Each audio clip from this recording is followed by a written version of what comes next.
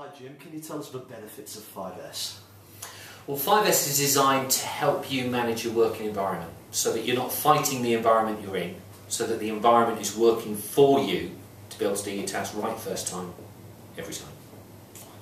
What's the philosophy behind 5S? Well, the philosophy has to be all-encompassing within the business or within the organisation, so everyone has to get involved, and that's everyone from directors down to the guy who started last Tuesday and is sweeping the floor at the moment.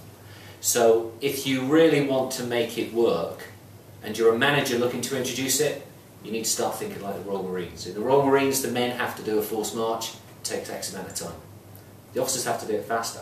So you have to set the standard, you have to set an example, and you have to make sure you're not doing it to them, you're doing it with them. So everything you expect them to do, you're doing it better. That's a nice analogy, Jim. So how do you actually do 5S? Well, with 5S, it's, as the name implies, it's a 5-stage process. The first stage is to sort out the essential from the non-essential.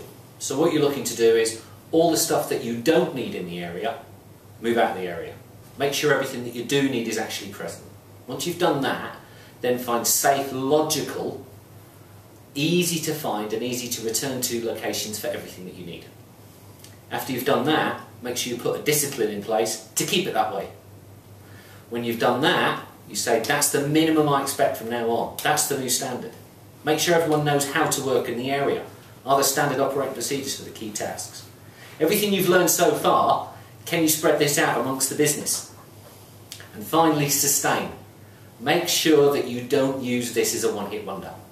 You've got to look for what still goes wrong, what still needs more attention, what can we do to improve it. Okay, so what is it we've got to do to actually make this work? Well, it takes a number of real emotional disciplines, and the first one is you've got to work at it. There's an awful lot of work often in the first initial sweep through an area where you're doing the sort the area, set it in order, shine it to keep it clean and tidy, standardise the way you work and sustain a cycle of improvement. It takes dedication because you're going to have to make sure that all the gains that you make don't get lost. That takes dedication. It takes determination as well because you will have failures, you will make mistakes. You have to learn from them, but don't let them put you off the process.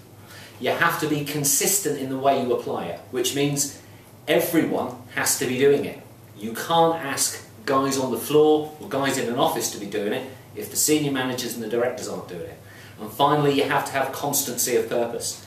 Once you start down this road, there's nothing worse than stopping doing it, because it will be 10 times harder to get it work in the future. Thanks for that, Jim.